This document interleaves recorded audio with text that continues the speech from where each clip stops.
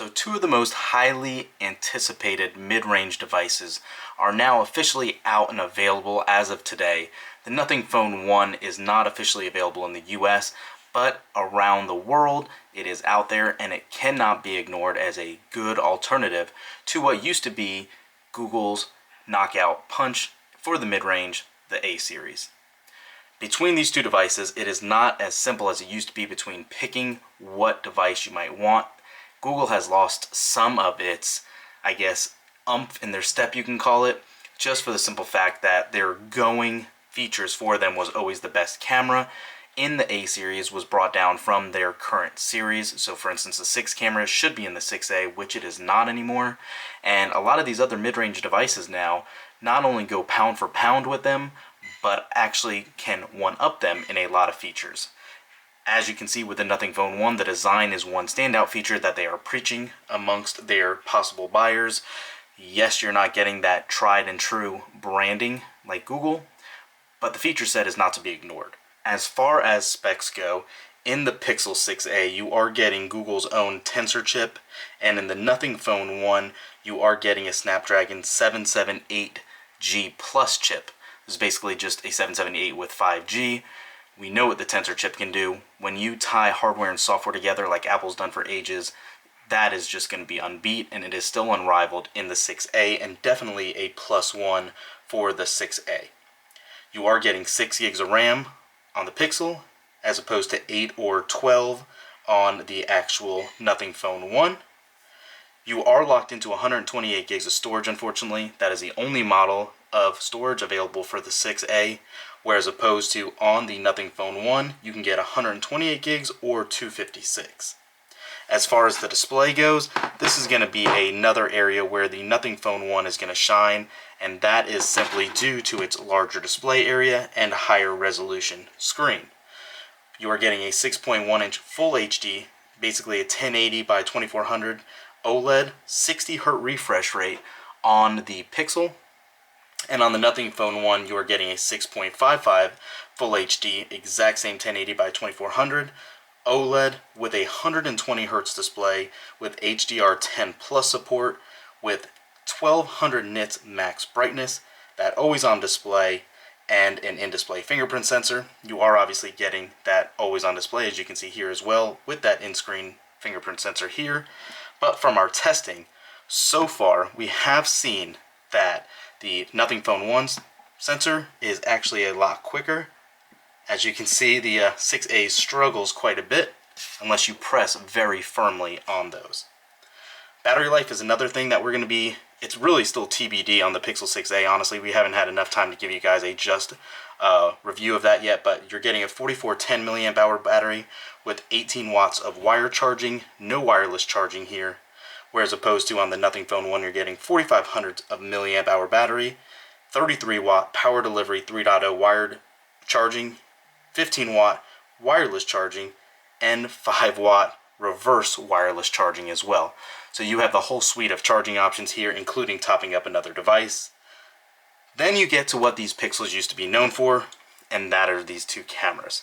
So again, like we were talking about prior, these are not the same cameras that was in the Pixel 6 series, unfortunately. These are two 12 megapixel sensors with a wide and ultra wide lens. One is at an f2.2 and the other is at a f1.7 as the primary camera. On the Nothing Phone 1, you are actually going to get a 50 megapixel f1.88 Sony IMX766 sensor with OIS, and then another 50 megapixel f2.2 ultra wide angle lens. So totally different camera structures. We know megapixels don't mean anything. Google has an old algorithm that has really been tried and true, and this sensor, that's the primary sensor in the 6A, is the exact same 12 megapixel camera from Pixels prior for years and years. So it's been tweaked obviously with software to increase to what you'd expect in 2022. However, it is still not going to be as top notch as what you should be getting or what's capable of the Nothing Phone 1. Now, again, we know what Google does. Yes, I think this will still take the cake, but we got to stay tuned to our camera comparison to see what really happens there. You do obviously have punch hole cameras on both of these. Let me give it a quick wipe down. If you guys didn't notice, you are getting obviously Let's log in. Both these punch hole cameras on top here. One centered, which I prefer, and then the top left-hand corner. With these two sensors, you are getting on the Pixel 6a an 8 megapixel f2.0 sensor and a 16 megapixel f2.45. So technically, I don't think this is going to be quite as great quality as you're going to get out of the Pixel just because of that aperture, but that remains to be seen. You are getting a whole suite of obviously 5G and 4G bands here. The dimensions on the 6A is that this is 152.16 by 71.8 by 8.9. It weighs 179 grams and it is IP67 certified. Then you have on the Nothing Phone 1, it weighs in a little heavier, or comes in a little wider, at 1.59.2 by 75.8 by 8.3. And again, yes, it weighs a little more at 193 grams. This is only IP53 water and dust resistance, unfortunately, so you're not getting that full waterproof protection as you do get on the 6A. One thing that these are very similar with that I do want to show you guys is actually software. And here we go again with the fingerprint issues. These are both running what is to be a almost stock version of Android 12. So as you can see right from the launcher themselves, they look very, very comparable. And yes, I understand there's been a big to-do about the refresh rate on this.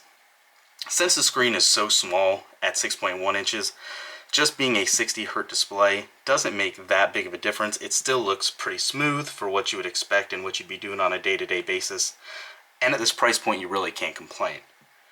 As far as the software goes, obviously Nothing has had their Nothing OS 1.1 skin on top of this, but it is still, in its nature, Android 12. And the settings and everything you can see are very, very comparable. The layout is very similar. They have changed the About screen to show a photo of the device instead of just a listing view. But aside from that, there's not much else aside from that glyph interface and those changes here. Aside from that, it is pretty much a stock Android experience. If you're looking for color options, obviously you have 3 with the Pixel 6a. You have that charcoal, chalk, and sage. This obviously being that sage color that I really like. And for the Nothing Phone 1, you have that black or white, clear, transparent back look. So again, aside from that, unfortunately, technically the Nothing Phone 1 is not sold in the US where we're located. You can import it, works great. I've been using it on T-Mobile with no issues, even getting 5G services. And the price point, these are basically neck and neck. The 6A comes in at $450, and the Nothing Phone 1 comes in at about $480 to $500, depending on where you get it from and where you're located. So these are really pound for pound in a similar arena right now. So same ring, really going to be a personal preference. I personally like the larger display size and that unique look here with that Nothing Phone 1. Yes, you know what you're getting with the A series, but it's kind of just become meh over time. Again, a personal opinion, and I'm really curious to see what you guys think in the comments down below. Leave a note, which one are you going to come up with? If someone gave you $500, which one would you purchase today? Thanks for watching, guys. Thumbs up this video, subscribe to the channel, and we'll catch you in the next one. Peace.